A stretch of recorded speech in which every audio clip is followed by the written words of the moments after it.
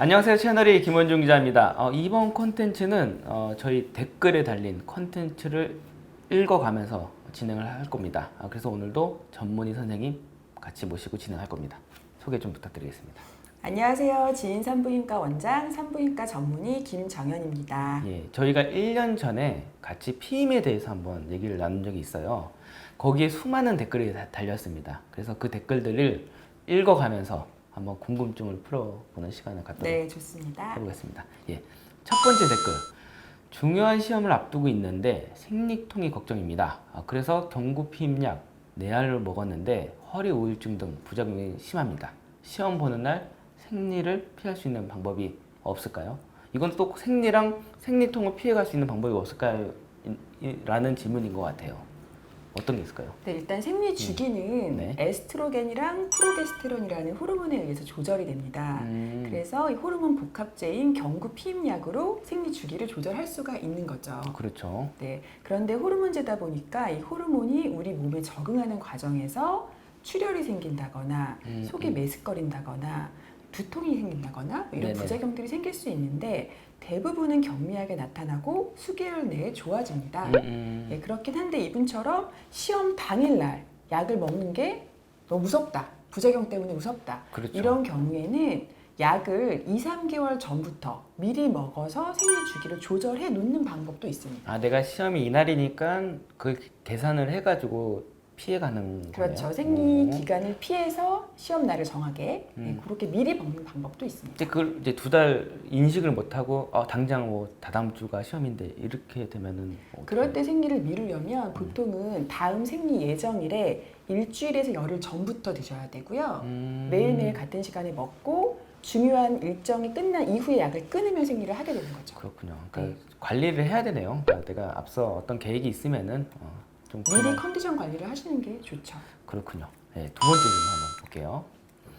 배란기는 임신이 잘 되는 시기인데 이 시기에 피임약을 먹고 있다면 콘돔을 안 써도 되나요? 근데 이런 친구들은 많은 것 같아요. 배란기 피해서 그냥 콘돔 안 끼고 하시는 분들. 네. 일단 경구피임약은 매일매일 잘 먹으면 피임률이 99% 이상 유지가 되고요. 네네. 근데 경구피임약은 먹기 시작하고 7일 이후부터 피임 효과가 생기는 거거든요. 네네네네. 네, 바로 먹었다고 해서 바로 되는. 그렇죠. 먹고 나서 7일은 지나야 피임 효과가 생기는 거. 이게 그렇군요. 굉장히 중요한 포인트고요. 하지만 이렇게 피임률이 높긴 하지만 내가 매일매일 먹었다는 확신이 없을 수도 있잖아요. 그렇죠. 그래서 100% 피임률이 100%인 건 없기 때문에 상호 피임, 이중 피임을 하시는 것이 좋습니다. 그리고 콘돔을 사용하는 건 피임뿐만 아니라 성매개 질환을 예방하는 이런 목적도 있기 때문에 콘돔을 같이 사용하시는 게 좋을 것 같습니다. 그러니까 피임약을 먹고 있더라도 콘돔을 사용하는 게 그래도 좋다. 여러 질환도 마찬가지지만 뭐 좋다. 뭐 좋은 거네요. 세 번째 질문입니다. 이거는 제가 지금 따로 준비해 봤는데 네. 컨디션이 저조하고 힘들 때 피임약을 먹으면 평소보다 피임 효과가 떨어지나요? 이런 질문도 저한테 좀 하시는 분들도 좀 계세요. 실제로 네, 그런가요? 경구 피임약의 효과는 신체 컨디션에 따라서 좌우되는 건 아닙니다. 효과는 그대로 유지가 되는데 우리가 좀 피곤하고 그렇죠. 막 그럴 때는 아무래도 평소보다는 약을 좀 챙겨 먹기가 어려울 수도 있잖아요. 네, 그리고 경구 피임약이 24일 먹고 4일 쉬는 약도 있고 네네네. 21일 먹고 7일 쉬는 약도 있어요. 그래서 본인이 먹고 있는 약의 복용법을 정확하게 숙지를 하고 매일매일 잊지 않고 먹는 게 가장 중요합니다. 그러니까 컨디션이 저조한 것 때문에 피임 효과가 떨어진다는 건 아니라는 그렇죠. 말씀이시죠? 그런 건 아니죠. 그렇군요. 다음 질문 한번 보겠습니다.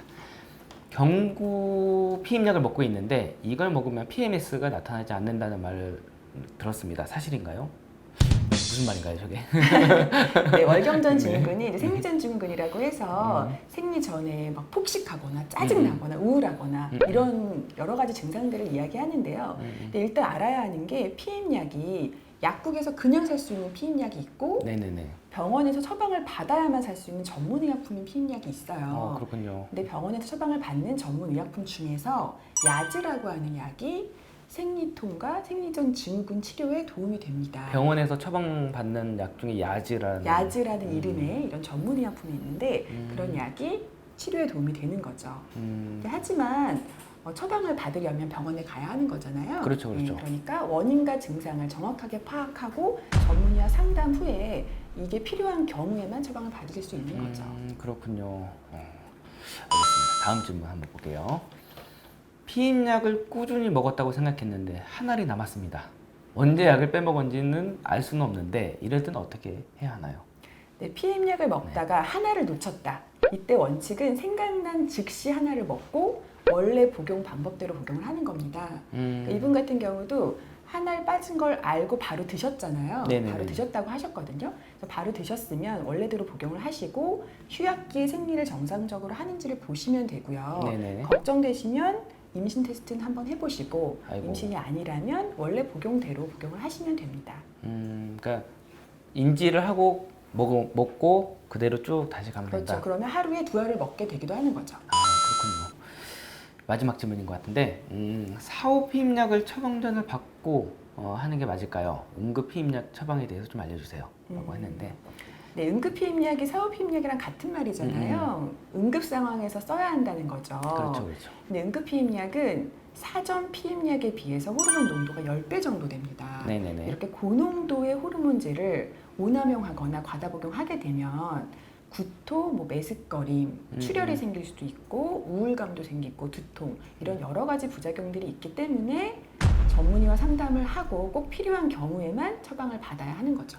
아무래도 그냥 피임약보다는 사후 피임약이 조금 더 호르몬이 10배의 호르몬이니까 호르몬 그렇군요. 폭탄을 투하한다고 생각하시면 됩니다. 그렇군요. 여러분 꼭 전문의 상담을 통해서 사후 피임약 처방을 받으셔야 될 것 같습니다.